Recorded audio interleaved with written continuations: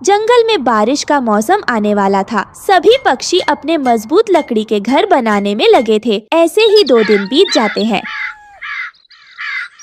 बारिश के डर से वो सब 2 दिनों से घर में कैद थे। एक दिन रानो चिड़िया की बेटी गुड़िया अपनी माँ से कहती है, माँ, कितने दिन हो गए हैं घर में कैद होकर मैं तंग आ गई हूँ। मेरा तरबूज खाने का बहुत मन कर रहा है। चलो ना माँ, हम नदी पार तरबूज के खेत में चलते हैं और वहाँ जाकर मीठे मीठे तरबूज खाकर आते हैं। नहीं बेटा, वहाँ जाना बिल्कुल भी सही नहीं है। बारिश का मौसम चल रहा है। पता नहीं कब तेज बारिश हो जाए और मौसम बदल जाए। मौसम चला जाएगा तब हम चलेंगे खाना ढूंढने। इसलिए जब तक जो घर में दाना पड़ा है उसी को खाकर गुजारा कर लो। अपनी माँ की ये सब बातें सुनकर गुड़िया चिड़िया उदास हो जाती है। फिर एक दिन सब पक्षियों के बच्चे एक साथ इकट्ठे होते हैं। तभी गुड़िया चिड़िया अपने दोस्तों से कहती है, सुनो जग्गू, मेरा तरबूज खाने का बहुत मन कर रहा है, लेकिन माँ ने मुझे नदी पार जाने से साफ साफ मना कर दिया है। अच्छा गुड़िया, तो ये बात है, तो तू क्यों परेशान होती है? चल, आज हम सब छुपकर तरबूज खाने नदी पार जंगल चलते हैं। तू अपनी माँ को इस बारे में बिल्कुल भी मत बताइयो। हम जल्दी से जाएंगे और पेट भरकर तरबूज खाकर आ जाएंगे। हाँ जग्गू, ये बिल्कुल सही रहेगा। चलो चलते हैं तरबूज खाने। ये कहकर वो सारे दोस्त नदी पार तरबूज खाने के लिए चले जाते हैं और वहाँ खेत में बहुत सारे तरबूज लगे देखकर वो बहुत खुश होते हैं। अरे वाह रानो, वहाँ कितने सारे तरबूज लगे हैं। इन्हें देखकर तो मेरे मुंह में पानी आ रहा है। मुझसे अब और इंतजार नहीं हो, चलो जल्दी से इन्हें खाते हैं। ये कहकर वो सारे दोस्त उन तरबूजों को खाने लगते हैं। तभी उन्हें तरबूज खाते हुए कालू बादल और बबलू बादल देख लेते हैं।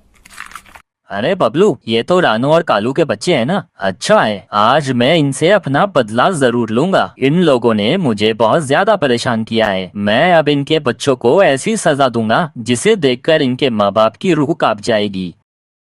अरे कालू बादल, तुम ऐसा क्या करने वाले हो? छोड़ो ना यार, ये तो अभी बहुत छोटे बच्चे हैं। इन्हें परेशान करके तुम्हें क्या मिलेगा? नहीं बबलू, आज नहीं, मैं इन्हें माफ नहीं करने वाला। आज मैं इन बच्चों पर इतना बरसूंगा कि इन्हें अपनी नानी याद आ जाएगी। ये कहकर कालू बादल उस तरबूज के खेत में बारिश करना शुरू कर देता है। वो इतना बरसता है कि उस खेत में पानी भर जाता है। वो सारे बच्चे उसमें डूबने लगते हैं। बचाओ, कोई हमें बचाओ। ये अचानक इतनी तेज बारिश कैसे हो गई? हम मर जाएंगे, हमें बचाओ। बचाओ, कोई हमें बचाओ, हम डूब रहे हैं। वहीं दूसरी तरफ रानो चिड़िया अपनी बच्ची को घर में ना पाकर बहुत ज्यादा परेशान हो जाती है। हे भगवान, ये गुड़िया कहाँ गई? ये तो अभी घर में ही थी। मौसम भी बाहर सही नहीं है। मैंने इसे कितना समझाया है, लेकिन ये है कि मेरी मानती नहीं है। मुझे तो लगता है ये जरूर तरबूज के खेत में गई है। मुझे वहाँ जाना होगा। ये कहकर रानो चिड़िया उड़ती हुई तरबूज के खेत के पास आती है और वहाँ सारे बच्चों को पानी में डूबता हुआ देखकर घबरा जाती है। हम आपसे वादा करते हैं, हम फिर दोबारा ऐसा कभी नहीं करेंगे। फिर वो सभी पक्षी अपने घर चले जाते हैं। तभी कालू बादल दोबारा वहाँ पर आता है। अरे ये बच्चे कहाँ गायब हो गए? अभी तो वो इसी पानी में डूब रहे थे। मैं उन्हें नहीं छोड़ूंगा। फिर अगले दिन कालू बादल उन बच्चों की तलाश में निकल जाता है और रानो चिड़िया के इलाके में आ जाता है। अरे बाप रे बाप, यह तो काले बादल है। पहली बार हमारे इलाके में दिख रहे हैं। कहीं ये वही तरबूज के खेत में बारिश करने वाले बादल तो नहीं? ये बहुत गुस्से में नजर आ रहे हैं और उस पर बरसने ही वाला होता है। ये सब देखकर रानो चिड़िया बुरी तरह डर जाती है और वहाँ से भागने लगती है। तभी वो उड़ती हुई अपने लकड़ी के घर में घुस जाती है। बादल रानो चिड़िया के लकड़ी के घर पर बारिश करना शुरू कर देता है, जिससे उसका घर टूट जाए। लेकिन वो लकड़ी का घर बहुत ही ज्यादा मजबूत था। उफ, मैं तो थक गया। अब मुझ में जान नहीं बची। ये घर तो मेरी उम्मीदों से भी ज्यादा मजबूत है। चलो कोई नहीं, इस बार तो बच गई चिड़िया, लेकिन अगली बार मैं तो छोड़ूंगा नहीं। फिर कालू बादल थक हार कर वहाँ से चला जाता है। हे भगवान, तेरा लाख लाख शुक्र है। आज आपने हमें उस काले बादल से बचा लिया, वरना हम तो मर गए होते। फिर अगले दिन रानो चिड़िया ये सब बातें जंगल के पक्षियों को बताती है। वो ये सुनकर उस कालू बादल पर बहुत गुस्सा होते हैं। अरे रानो, ये तो बहुत गलत बात है। कालू बादल बिना वजह हम पक्षियों को और हमारे बच्चों को तंग कर रहा है, जबकि हमने उसके साथ कुछ भी गलत नहीं किया है। हमें उसका कुछ करना होगा। पक्षियों, मेरी मानो तो हमें बादलों के सरदार के पास जाकर कालू बादल की शिकायत करनी होगी। वो ही उसे रोक सकते हैं। ये सुनकर सब पक्षी हरिया तोता की बात मान लेते हैं और सब एक साथ सरदार बादल के पास जाते हैं और उसे कालू बादल की सारी करतूत बताते हैं। अच्छा पक्षियों, तुम सब परेशान मत हो, मैं उस कालू बादल का कोई ना कोई हल निकाल कर रहूंगा। फिर सरदार बादल कालू बादल को अपने पास बुलाते हैं। सुनो कालू बादल, तुम्हारी बहुत शिकायतें आ रही हैं पक्षियों की तरफ से, इसलिए मैंने एक फैसला किया है। कुछ महीनों के लिए तुम कहीं भी बरसोगे नहीं। अगर तुमने मेरी बात नहीं मानी तो तुम्हें हमारे दल से निकाल दिया जाएगा। सरदार बादल की बात सुनकर कालू बादल को अपनी गलती का एहसास होता है और वो सब पक्षियों से माफी मांगता है। फिर सब पक्षी खुशी खुशी उस जंगल में रहने लगते हैं। गौरी बहन, आज या कल में हमारे अंडों से हमारे बच्चे बाहर आ जाएंगे। और गौरी बहन, मैंने देखा है कि आप अपने अंडे के पास बहुत कम बैठती हो। अब अगर आपने अंडे को गरमाइश ना दी तो आपका अंडा खराब भी हो सकता है। चिड़िया, तुमसे दो बातें क्या हंसकर कर ली। तुम तो मुझे भाषण ही देने लगी हो। जाओ और अपना काम करो, मुझे सब पता है। अगर आपको सब पता हो तो आप ऐसे अपने अंडे को अकेला छोड़कर बाहर आवारा ना घूमती फिरो। मैं तो अपने अंडे को तभी छोड़ती हूँ जब मैं नदी से पानी पीने आती हूँ। ये कहते हुए रानो चिड़िया वहाँ से चली जाती है और गौरी कोवी भी अपने घर चली जाती है। तुम इतनी देर से कहाँ थी? जब मैं भोजन लेकर आया था तो हमारा अंडा अकेला था। ऐसे हमारा अंडा खराब हो जाएगा। ये बात तुमसे रानो चिड़िया ने कही होगी। सुनो, उसने मुझसे कुछ नहीं कहा। मुझे पहले से ही पता है, अगर हमारा अंडा खराब हो गया तो मैं तुम्हें छोड़ूंगा नहीं। ऐसा भी तो हो सकता है कि तुम अंडे पर बैठ जाया करो और भोजन तुम ले आया करो। खाते समय तो मेरे हिस्से का भी खा जाती हो और अंडे पर बैठने के लिए डर रही हो। जी, मुझे आज सुबह अपने अंडे के अंदर से बच्चे की आवाज सुनाई दी थी। मुझे तो ऐसा लग रहा है कि अब हमारे अंडे में से बच्चा बाहर आने ही वाला है। जब आप नदी से पानी पीने गई थी तो मुझे भी ऐसा ही लगा था और मुझे तो ऐसा लगा था कि कोई मुझे पापा पापा कहकर बुला रहा है। बेटा है या बेटी, बहुत शरारती है ये और बहुत तेज है मेरा बच्चा। रात होती है और वो दोनों सो जाते हैं। दूसरे दिन जब कालू कौवा की आंख खुलती है तो वो देखता है कि गोरी कौवी घोंसले में नहीं है और वो काफी ज्यादा चिंतित हो जाता है। ये गोरी तो आज सुबह सुबह ही अंडे को अकेला छोड़कर न जाने कहाँ चली गई है, जबकि मैंने कल उसे समझाया था कि हमारा अंडा खराब हो जाएगा। न जाने क्यों ना ही ये अपने अंडे का ख्याल रखती है। अब मैं कहाँ ढूंढूं इसे? ऐसे अपने अंडे को अकेला छोड़कर भी तो नहीं जा सकता हूँ। फिर वो ऐसे दोपहर तक अंडे के पास बैठा रहता है और उसे पानी पीने भी जाना था। अगर मुझे पता होता कि गोरी तुम ऐसी हो तो मैं तुमसे कभी शादी ही नहीं करता। फिर दूर से उसे रानो चिड़िया का पति भूरा चिड़ा आता हुआ दिखाई देता है। तब कालू उसे आवाज देता है।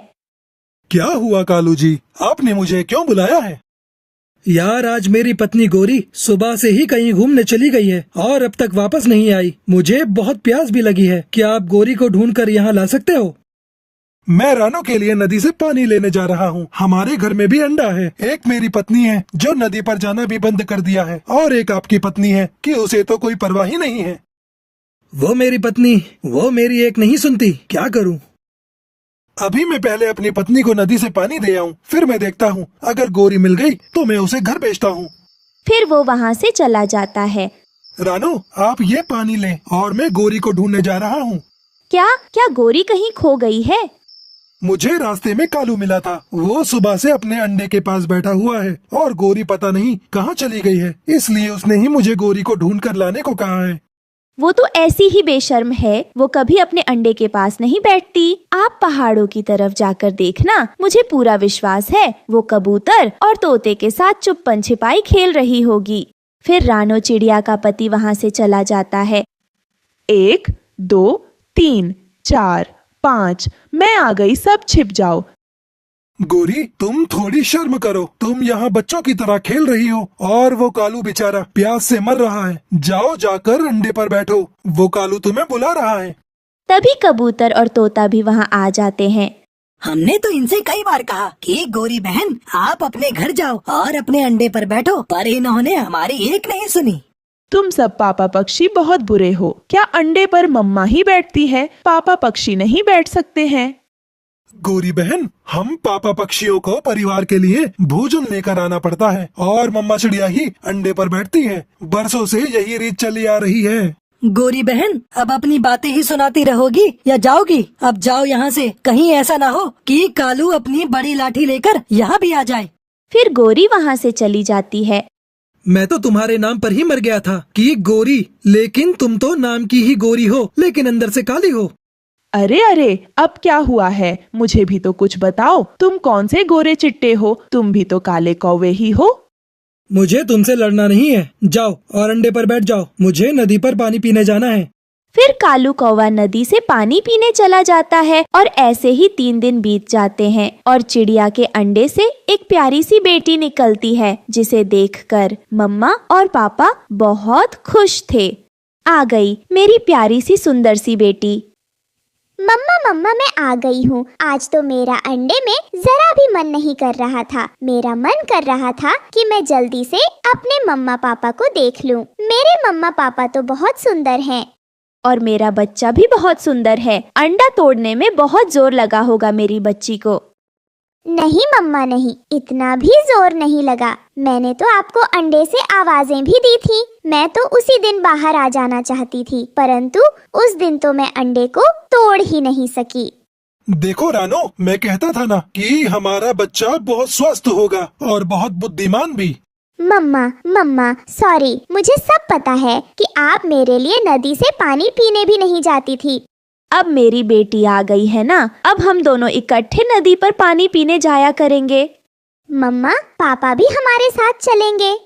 वो तीनों बहुत खुश थे। वहीं दूसरी तरफ गोरी कौवी रो रही थी क्योंकि उसके अंडे से भी बच्चा बाहर आ गया था, परंतु वो बहुत कमजोर था और उसका एक पैर भी टूटा हुआ था। इसी बात का डर था मुझे। अगर तुम अच्छे से अपने बच्चे की रक्षा करती तो हमारा बच्चा भी स्वस्थ होता। कालू जी, मुझे क्या पता था कि हमारा बच्चा अपाहिज पैदा होगा। अगर मुझे पहले पता होता तो मैं अपने अंडे को छोड़कर कभी नहीं जाती। नहीं मामा, आप झूठ बोल रही हो। पापा ने बार बार कहा था आपसे। पापा भोजन लेने गए थे और आप मुझे अकेला छोड़कर नदी पर चली गई थी। पता है उस दिन मुझे बहुत गर्मी लग रही थी, तभी मेरा ये पैर भी टूट गया। और पापा आपको पता है मुझसे तो अंडा भी नहीं टूट रहा था। बहुत मुश्किल से तोड़ा है मैंने इस अंडे को। कालू जी, अब क्या होगा? क्या अब हमारा बेटा कभी चल नहीं पाएगा? एक पैर से चला है कभी कोई पक्षी? मम्मा आपने मेरे साथ ऐसा किया है, मगर आप फिर कभी अंडे दो तो उसके साथ ऐसा न करना। मम्मा अपाहिज होकर जिंदगी गुजारना बहुत मुश्किल होता है। अब छोटे पक्षी मुझे देखेंगे तो मेरा बहुत मजाक उड़ाएंगे। तभी रानो चिड़िया वहाँ मिठाई लेकर आ जाती है। कालू भैया, आप मिठाई खाए मेरे अंडे से। बहुत सुंदर सी मेरी बेटी बाहर आई है। चिड़िया, क्या बच्चा स्वस्थ है? हाँ गोरी बहन, मेरा बच्चा बहुत स्वस्थ है। अरे ये क्या गोरी बहन, क्या आपके अंडे से भी बच्चा बाहर आ गया है? हाँ